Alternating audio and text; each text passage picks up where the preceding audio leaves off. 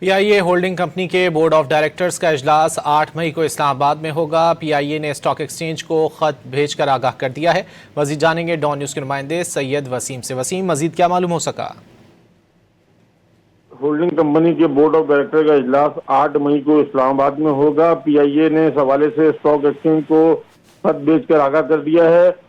PIA के अहम board इजलास की तारीख और एजेंडे में तब्दीली के बाद जो है वो पहले पीआईए का बोर्ड इजलास 30 अप्रैल को तलब किया गया था। ताहम अब ये इजलास 9 माह के बाद जो है वो पहले बोर्ड इजलास में 2025 9 माह के हिसाबात के जायजे का एजेंडा निकालकर इस इजलास को अब 8 मई को रीशेड्यूल किया गया था।